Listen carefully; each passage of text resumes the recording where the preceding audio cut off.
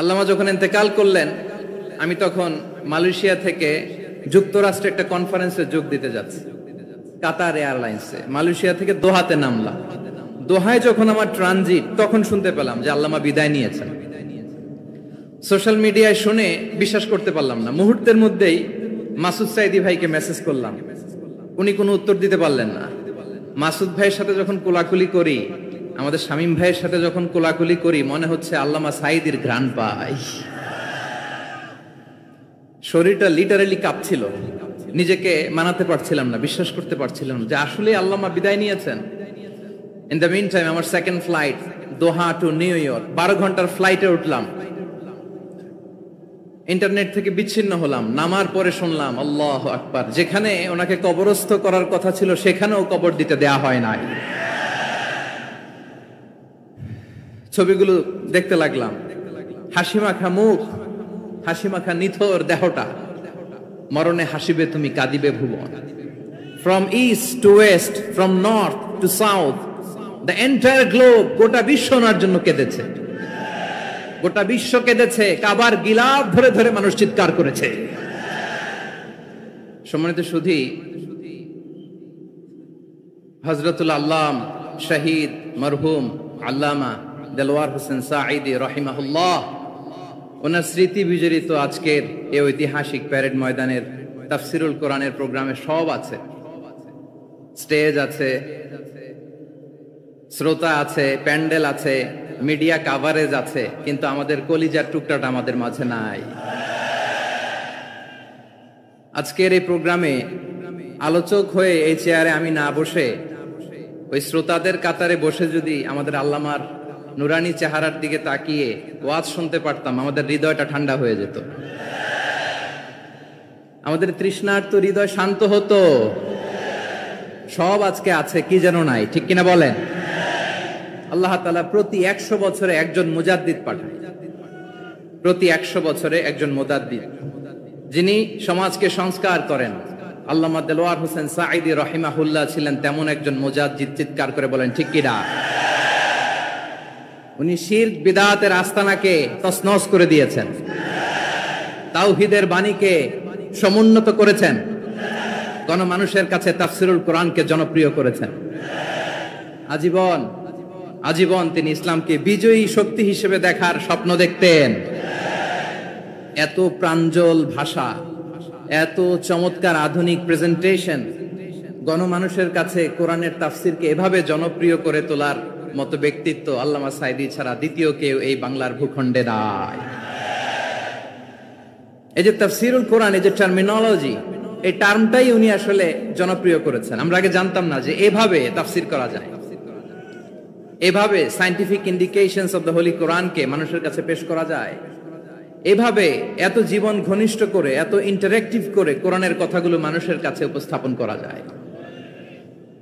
উনি অন্যায়ের বিরুদ্ধে সবসময় সোচ্চার ছিলেন, প্রতিবাদী কণ্ঠস্বর ছিলেন। ওনার আলোচনা শুনলে দেহের রক্ত টকবক করে ফুটতে থাকতো। আল্লাহু আকবার, আল্লাহু আকবার, আল্লাহু আকবার।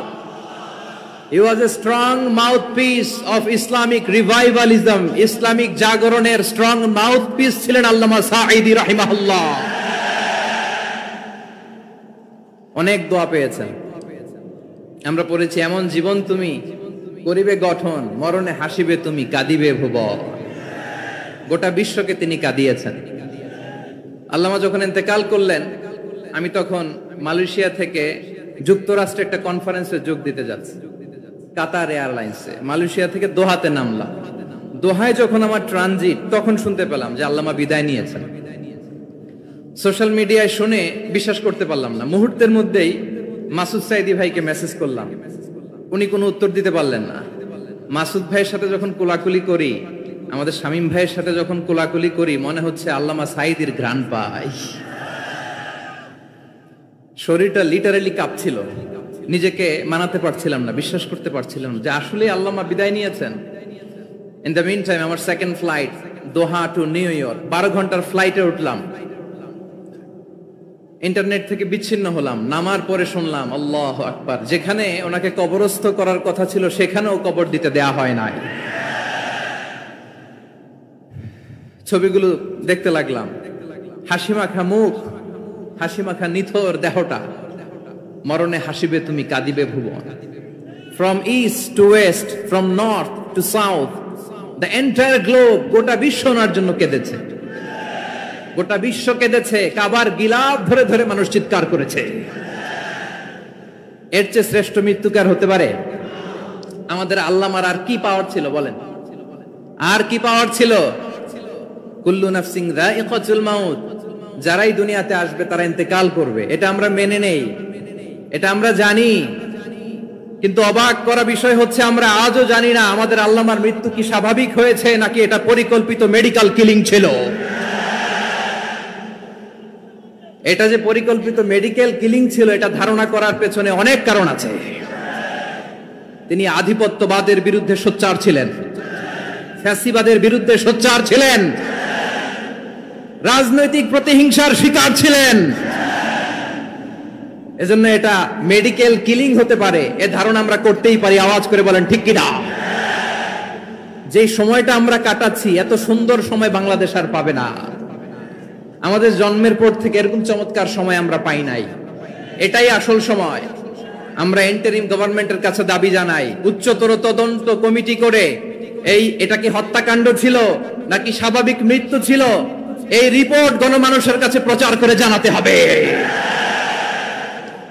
এই দাবির সাথে কি সবাই আপনারা একমত? কারা কারা একমত হাত তুলে দেখান।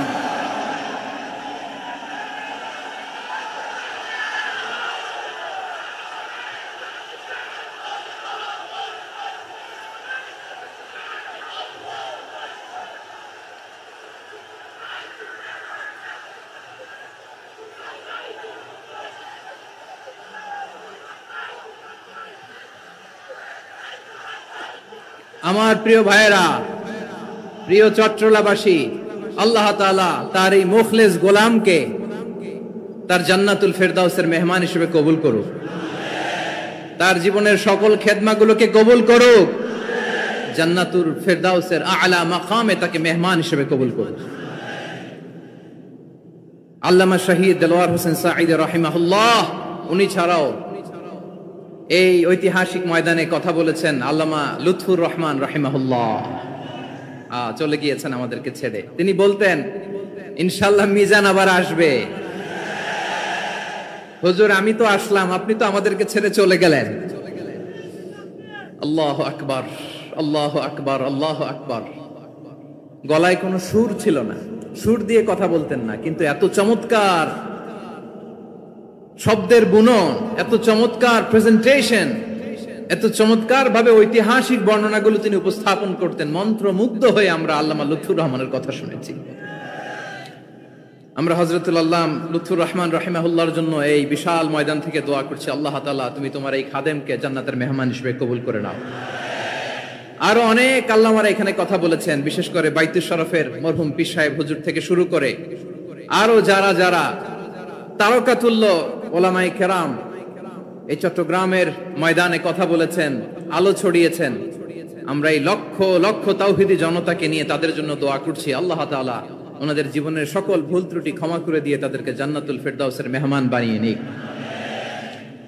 আমরা এই ঐতিহাসিক প্যারেড ময়দানের প্রোগ্রাম থেকে স্মরণ করতে চাই 24-এর ছাত্র নাগরিক অভ্যুত্থানে আমার যে সমস্ত ছাত্র নাগরিক ভাইয়েরা দেহের তাজা রক্ত বিলিয়ে দিয়ে নতুন বাংলাদেশ আমাদেরকে উপহার দিয়েছে।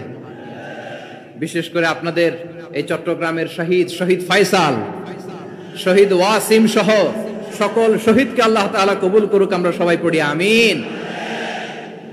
প্রিয় ভাইয়েরা, আমি নগণ্য একজন কোরআনের ছাত্র, এত বিশাল মঞ্চে এত বড় প্ল্যাটফর্মে কথা বলা আমার জন্য সাজে না। তারপরও আমাদের মুরব্বীরা আমাদের ডানে বায়ে বসে আছেন, ওনাদের আদেশ ক্রমে, ওনাদের অনুমতি ক্রমে কিছু কথা আজকের এই ঐতিহাসিক প্রোগ্রামে আপনাদের সামনে উপস্থাপন করার চেষ্টা করব। ওমা তাওফীকি ইল্লা বিল্লাহ। প্রিয় ভাইয়েরা, 5 দিন ব্যাপী এই তাফসীরুল কোরআনের প্রোগ্রামে অনেক ওলামা হযরত কথা বলেছেন। যারা কোরআন সুন্নাহ থেকে আমাদেরকে কোরআনের কথাগুলো শোনালেন, আমরা যেন সেগুলো আমল করতে পারি, আল্লাহ আমাদেরকে তৌফিক দান করুন।